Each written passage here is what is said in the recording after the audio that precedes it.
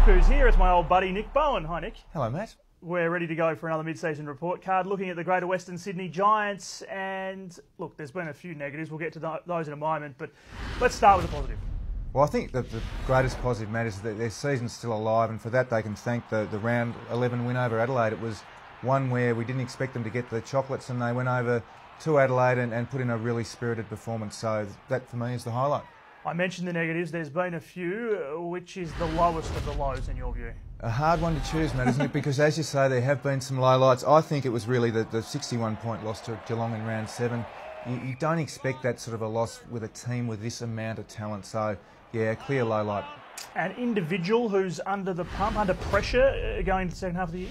Yeah, look, I think it's hard to go past the big boy, Jonathan Patton down forward, Matt. He's just hasn't seemed to be the player that we all expected him to become. He's kicked 6 goals in 10 games.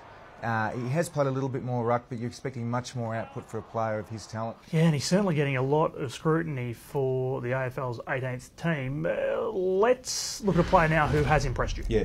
Look, I think Tim Taranto has been a player, Matt, that's stood up for me. He's played every game so far.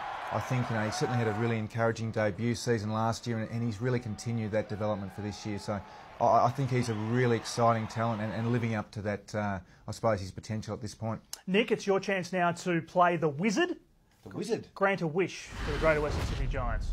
Well, look, I think it's hard to go past wanting to get Toby Green back and fit, Matt. I think that when he's playing, he's got the talent, but he's also just got that endeavour, that little bit of mongrel, if you like, that perhaps they seem to lack without him.